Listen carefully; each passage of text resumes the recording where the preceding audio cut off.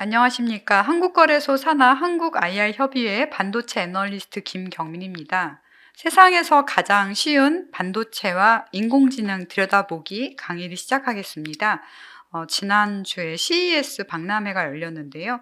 박람회 참관을 통한 인공지능 반도체 산업 이해하기로 한번 이야기를 풀어보도록 하겠습니다. 지금 보시는 이 표지 화면은 라스베이거스 전경이고요. 원래 라스베이거스 전경에는 카지노 호텔이 많았는데 작년 하반기에 새로운 구조물, 동그란 구조물이 생겼습니다. 이걸 스피어라고 하는데 조금 이따 말씀드리겠습니다.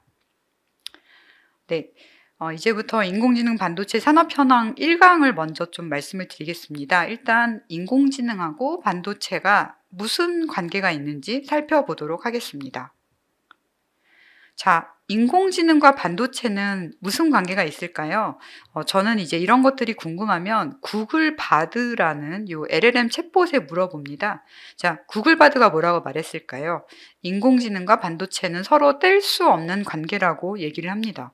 반도체 기술의 발전이 인공지능 발전을 견인하고 있고, 또 두 번째로는 인공지능이 대량의 빅데이터를 처리해야 하기 때문에 이를 위한 특수한 새로운 반도체가 필요하다고 합니다. 그래서 결론적으로는 인공지능용 AI 반도체의 개발이 활발히 이루어지고 있다라는 것이 구글 바드 답변입니다.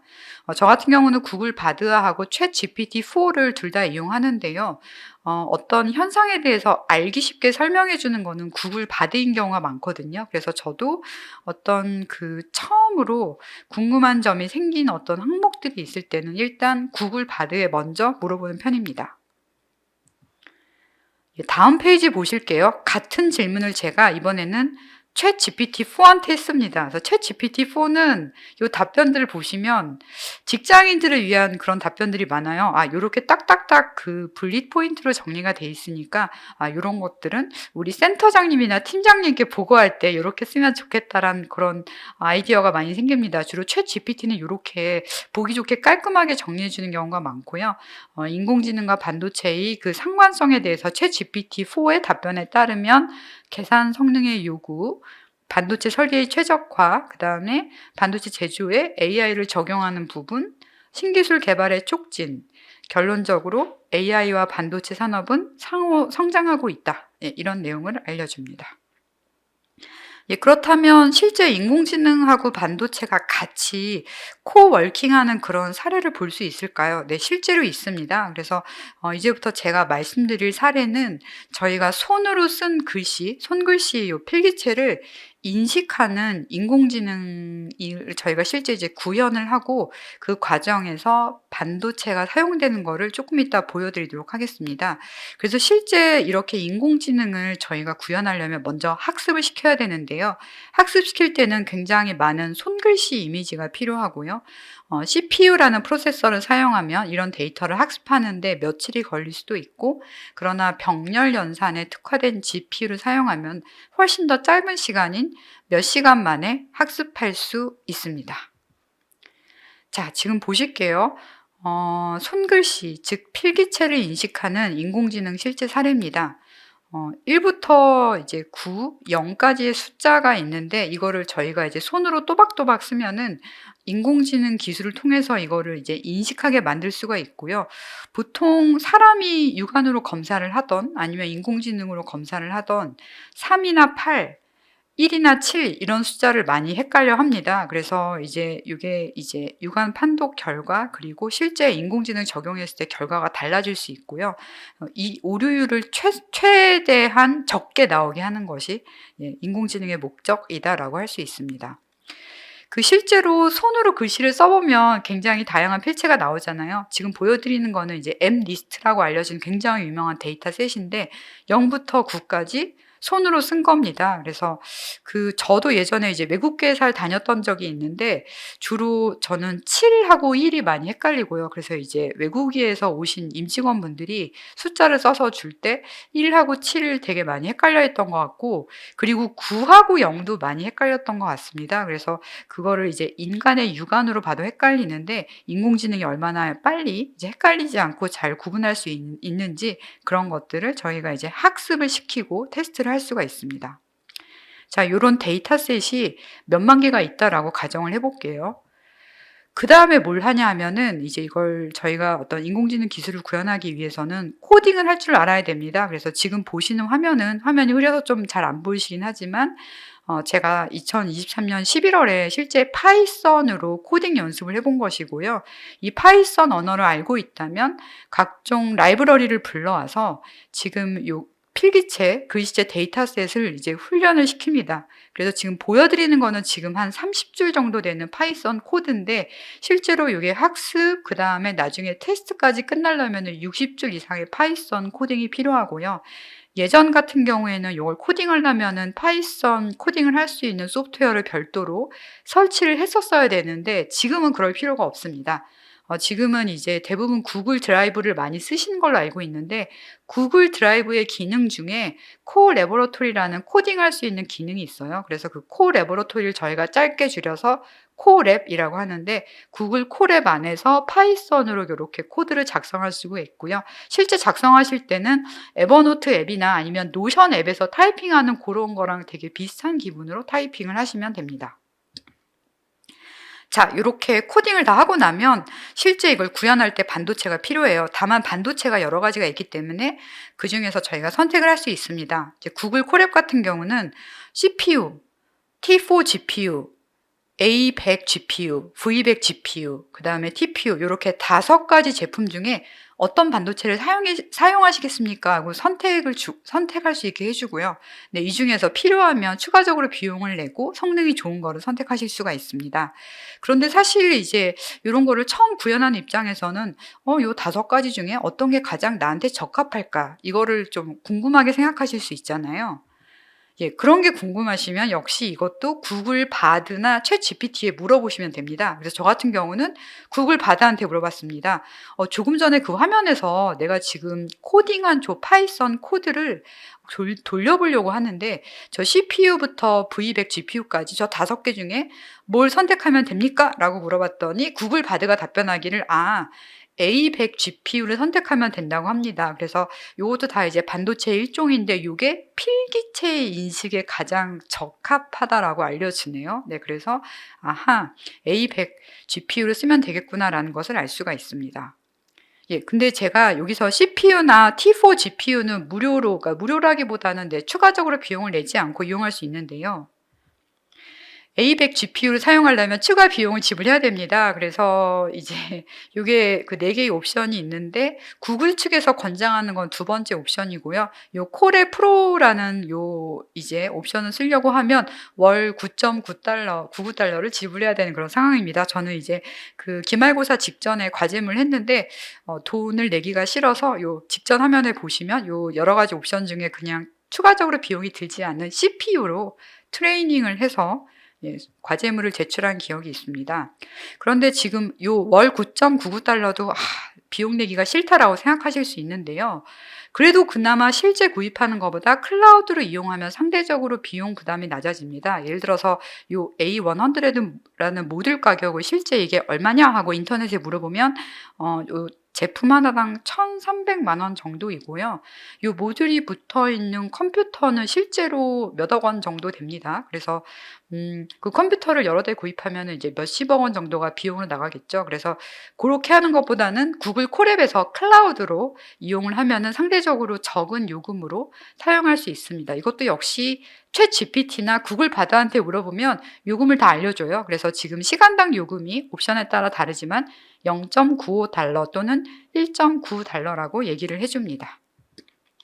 예, 그런데 제가 아까 요 기말고사 직전 과제물인데 저는 비용을 안 내고 그냥 CPU로 돌렸다고 말씀드렸잖아요. 그런데 왜 대부분의 기업에서는 비용을 지불을 할까요? 비용을 지불하더라도 고성능 GPU를 사용하는 이유는 그 트레이닝하는 훈련 시간을 엄청나게 단축을 할 수 있기 때문입니다. 그래서 이제 기존 제품 사용하면 훈련하는데 일주일 정도 걸리는데 요 H100을 사용하면은 하루가 안 걸리는 20시간으로 단축할 수 있다고 합니다. 그래서 이거를 잘 보여주는 그래프가 저 왼쪽에 있는 그래프고요. 근데 이제 왼쪽에 있는 그래프만 보면 훈련 시간이 확 단축된다라는 걸 알아내기가 힘들잖아요. 그래서 제가 왼쪽에 있는 그래프를 오른쪽에 있는 그래프로 바꿔 그렸습니다. 보통 이런 작업하실 때는 엑셀을 많이 사용하실 거예요. 근데 저는 이번에 엑셀을 쓰진 않았고요.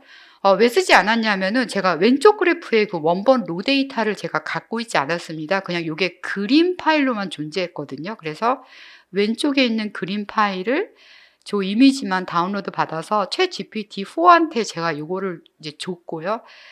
요거를 바탕으로 이렇게 그려줘 하니까 오른쪽 그림으로 챗GPT4가 변형을 해줬고요. 다만 그걸 챗GPT4가 바꿀 때 파이썬 언어를 사용합니다. 그래서 그 중간에 슈슈슝 하고 파이썬 그 코딩된 언어가 이렇게 막 엄청나게 빠른 속도로 올라가거든요. 그래서 너무 빠른 속도로 올라가니까 제가 그 내용을 다 캐치할 수는 없지만 이런 식으로 이미지를 바꾸는구나라는 걸 알 수가 있었고, 처음에 바꿔준 그림에서 제가 몇 가지 옵션을 계속 이제 추가를 해서 지금 오른쪽에 보시는 저런 하늘색, 파란색 그래프로 바꿨습니다. 뭐 파란색 같은 경우 처음에는 이렇게 딥블루 색깔이 안 나오고 쨍 하는 그런 좀 파란색이 나왔어요. 그래서 이거는 뭔가 비즈니스용 파워포인트에 적당하지 않다라고 생각해서 제가 레드, 그린, 블루 RGB 값을 다 얼마로 해달라라고 다시 명령을 내렸더니 그 쨍 하는 파란색에서 이렇게 딥블루 파란색으로 바꿔줬습니다. 네, 반복해서 말씀드리지만 엑셀로 한 게 아니라 챗 GPT가 이 이미지를 바꿔서 왼쪽 이미지를 오른쪽 이미지로 바꿔준 것입니다. 네, 지금까지 이제 인공지능하고 반도체 간단히 말씀드렸고요. 이제부터 CPU, GPU, NPU, 그 다음에 LLM, 애플리케이션을 말씀을 드리겠습니다. CPU든 GPU든 NPU든 또는 TPU든 모두 다 데이터 처리를 담당하는 그냥 반도체다라고 생각을 해주시면 좋을 것 같아요. 자, 그러면 요 제품들의 공통점은 뭘까요? 궁금하시잖아요. 사실 이제 이런 것들을 반도체 쪽에서 전공을 한 친구나 애널리스트분한테 물어보셔도 되지만 챗 GPT한테 물어보셔도 됩니다. 챗 GPT가 이 공통점에 대해서 얘기를 해주죠. 약간의 차이점이 있긴 하지만 컴퓨터 및 인공지능 시스템에서 사용되는 프로세싱용 반도체다라고 알려줍니다. 자, 그러면 차이점도 궁금하시죠? 자, 차이점이 궁금하는데 이런 것들도 그러면 챗 GPT나 구글 바드에 물어보시면 좋습니다. 다만 구글 바드가 조금 더 쉽게 친근하게 짧게 답변해 주는 경우가 많아요. 그래서 저도 좀 이거는 답변을 들은 다음에 제가 좀 어려울 것 같다라는 느낌이 들면 일단 구글 바드에 먼저 물어보고요. 네, 구글 바드에 물어봤더니 CPU는 순차적 처리에 강하다. GPU는 병렬 처리에 강하다. 그리고 NPU는 특수 목적 칩이다라는 거 알려줬고요. TPU는 뭐지? NPU하고 비슷해 보이는데 라고 생각했는데 구글에서 개발한 NPU를 TPU라고 하는구나 라는 것까지 알려줬습니다. 여기까지는 구글 바드가 답변한 거고요. 챗 GPT에 물어보시면 조금 더 자세하게 알려줘요. 그래서 제가 이거는 2페이지에 걸쳐서 정리를 했거든요. 그래서 제가 이렇게 따로따로 계속 보여드리는 이유가 혹시 업무상 내부 보고용으로 이런 정보가 필요할 때는 구글 바드에 물어보시는 것보다는 챗 GPT4에 물어보시면 좀 더 인포머티브하게 이렇게 자세하게 정보가 나옵니다. 그래서 지금 이 보시는 페이지에는 CPU와 GPU의 차이점에 대해서 묘사가 되어 있고, 요 다음 페이지에서는 NPU나 TPU에 대해서 묘사가 되어 있습니다. 그래서 어떤 새로운 정보를 접하실 때 일단 구글 바드에 가볍게 물어보시고, 그래서 어느 정도 분위기 파악하신 다음에 이렇게 챗 GPT에 조금 더 디테일하게 물어보시면 좀 더 자세한 정보를 접하실 수가 있습니다. 네, 그러면 원래 CPU, GPU 회사가 이제 엄청 유명했죠. 인텔이나 엔비디아 같은 회사들이 있는데 NPU 스타트업들이 되게 많아졌잖아요. 왜 많아졌을까요? 네, 수요가 증가했고 기술이 발전했고 그리고 향후 성장 가능성이 높다고 합니다. 그런데 사실 이런 답변들은 매우 일반적인 답변이죠. 그래서 뭔가 구글 바드나 챗 GPT에 질문하고 나서 답변이 마음에 안 드실 때는 질문 내용을 조금 바꿔서 물어보시면 됩니다. 그래서 제가 질문 내용 바꿔봤어요. 그러면 인공지능 때문에 NPU를 쓴다고 하는데 NPU를 굳이 쓰지 않고 CPU나 GPU를 쓰면 안 될까요? 왜 굳이 NPU 써야 되지요? 라고 물어봤더니 뭐라고 하나요? 네, 제일 마지막 줄을 보시죠. 다음과 같은 상황에서는 NPU 쓰시면 좋습니다. 그래서 대규모 인공지능 모델을 학습하거나 추론하는 경우에 또는 실시간으로 구현해야 되는 경우에는 그럴 때는 CPU나 GPU 말고 NPU를 쓰세요라고 이렇게 설명을 해줍니다.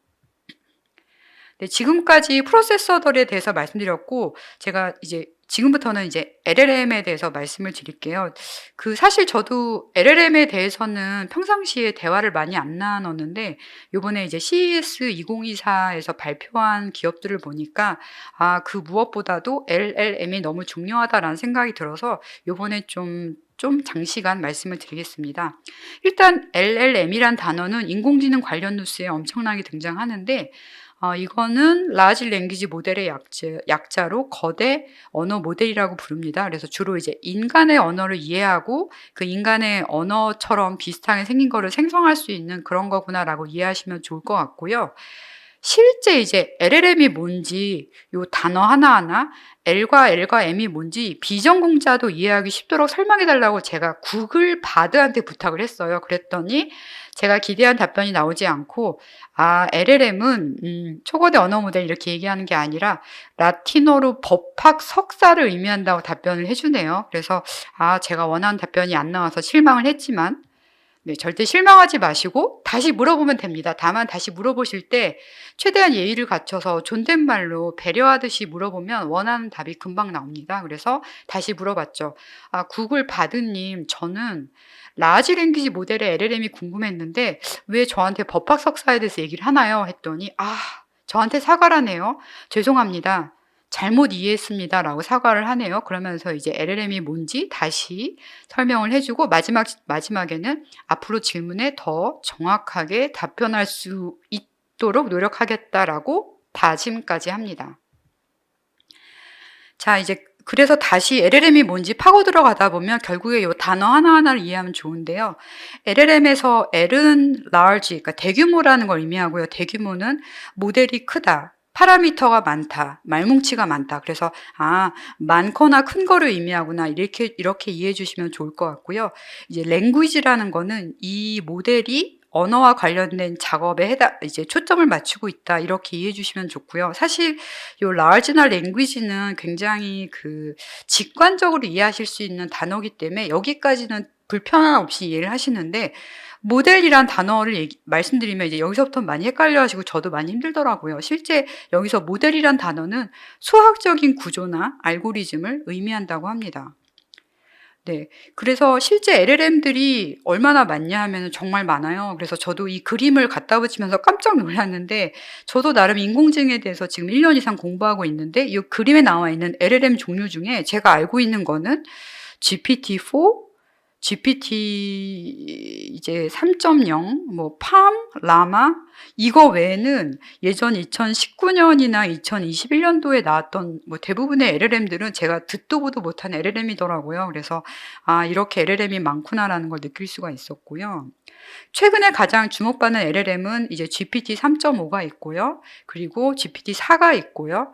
팜2하고 라마 정도가 있습니다. 그리고 이런 LLM이 좀 전에 보셨던 것처럼 종류가 엄청 많은데, 그중에 새로 나온 LLM 또는 새로 업그레이드된 LLM이 엄청난 성능을 발휘하고 있다 해서 그거를 칭찬하는 단어가 있는데, 그거를 소타, 즉 SOTA라 하더라고요. 그래서 전 처음에 소타가 뭐지? 소나타인가? 이랬는데, 이 소타가 저희 이제 영어 시간을 배우는 최첨단이란 단어를 영어로 바꾸면 state of the art잖아요. 그래서 이 state of the art에 SOTA를 따서 최첨단을 의미한다고 합니다. 그래서 이 특정 LLM이 현재 뭔가 기술적으로 가능한 최고 수준의 성능에 도달했을 때 소타를 달성했다라고 표현한다고 하더라고요. 그래서 이런 단어가 나왔을 때 이게 무슨 단어지? 해서 당황할 필요 없이 무조건 챗 GPT나 구글 바드한테 물어보시면 됩니다.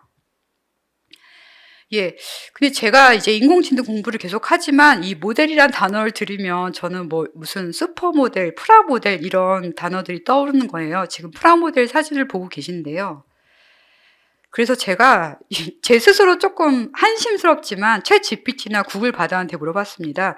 LLM이 대규모 언어 모델인데 모델이라는 단어를 들으니까 쓸데없이 프라모델이 떠오른다라고 했어요. 그랬더니 챗 GPT가 프라모델을 떠올리셨군요 라고 하면서 뭔가 답변을 했고, 구글 바드는 그렇군요, 충분히 당신이 헷갈리실 수 있습니다 라고 조금 더 뭔가 위안스러운 답변을 해줬습니다.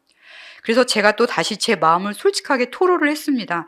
아, 내가 지금 프라모델에 관심 있는 게 아니고 LLM에서 요 M, 모델이란 단어를 보면 프라모델이 떠올라서 지금 헷갈려서 답답하다라고 했더니 챗 GPT가 얘기해 주죠. 여기서의 모델은 프라모델과 다른 개념이다. 알고리즘 구조이다. 복잡한 알고리즘과 데이터 세트의 조합을 모델이라고 한다 해서 아까 저한테 답변했던 거를 전혀 짜증내지 않고 엄청 친절하게 다시 알려주는 거를 확인하실 수가 있습니다. 그래서 저는 이제 LLM에서 특히 요 M, 모델이란 단어를 의미하는 시간이 많이 걸렸고요.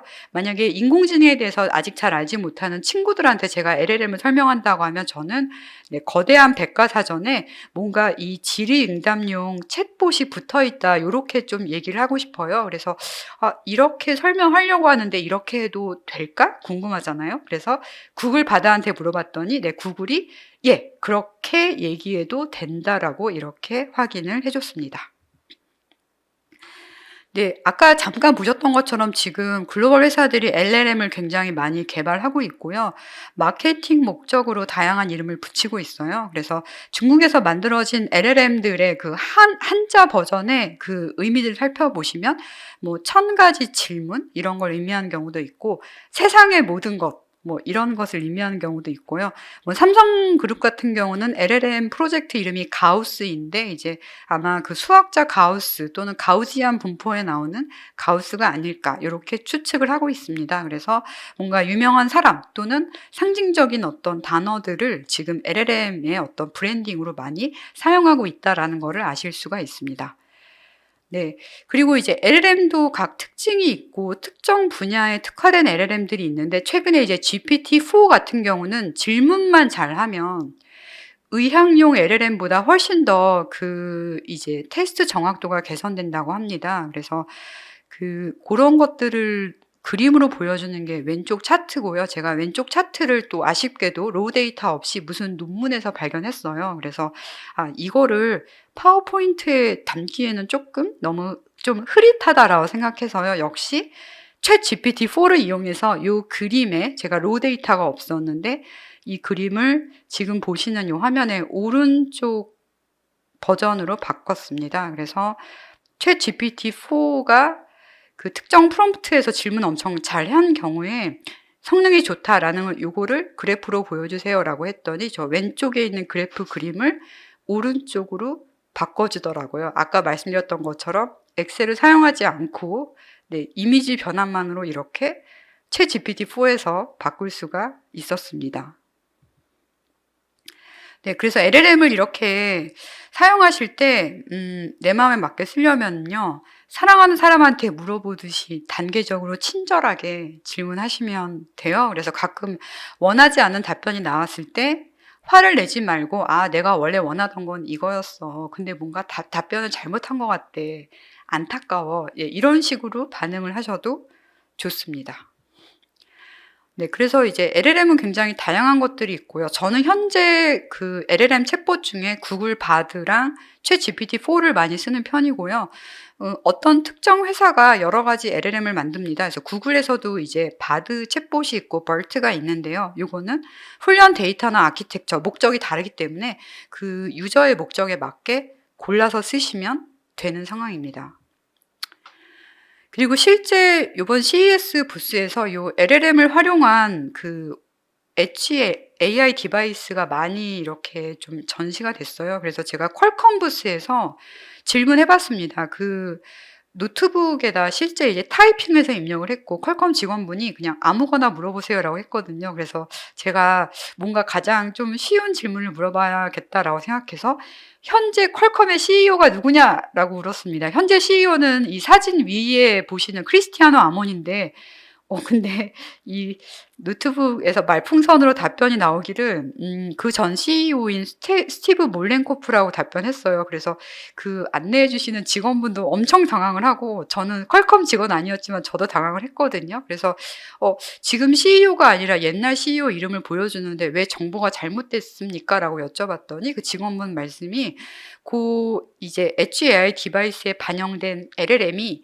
2년 전 기준으로 업데이트가 돼 있대요. 그래서 아마 그 2년 동안의 정보 최신 정보가 반영이 안 됐기 때문에 지금 뭔가 잘못된 답변을 하는 것 같다라고 얘기를 했습니다. 그래서 저도 그 엣지 AI 디바이스에 관심이 많았는데 아무리 훌륭한 디바이스를 우리가 이용을 해도 LLM이 정말 최신 정보가 반영되지 않은 LLM이라면 신뢰감이 확 떨어질 수 있구나. 그래서 LLM이 정말 중요하구나라는 걸 다시 한번 느낄 수 있었고요. 그래서 하드웨어 성능이나 네트워크 속도뿐만이 아니라 LLM, 즉 초거대 언어 모델 내에서 정확한 최신의 데이터를 유지하는 것이 그 엣지 AI 디바이스의 어떤 그 크레딧 측면에서 너무나 중요하다라는 거를 새삼스럽게 깨달을 수 있었고, 왜 그 미국이나 중국의 빅테크 기업들이 목숨을 걸고 LLM 개발을 위해서 전쟁을 하는지도 다시 한번 좀 저도 깊이 느낄 수가 있었습니다.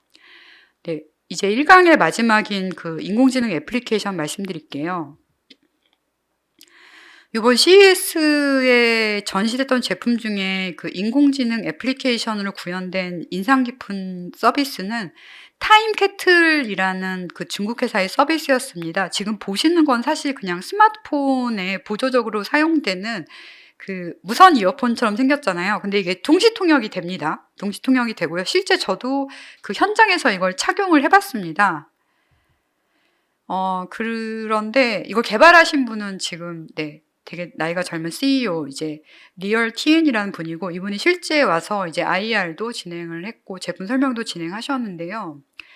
그 10개 국어 이상이 지원이 돼요. 그래서 제가 요 부스에서 시연을 할 때는 아까 보셨던 요 2개 이어버즈 중에 하나는 제가 끼고요.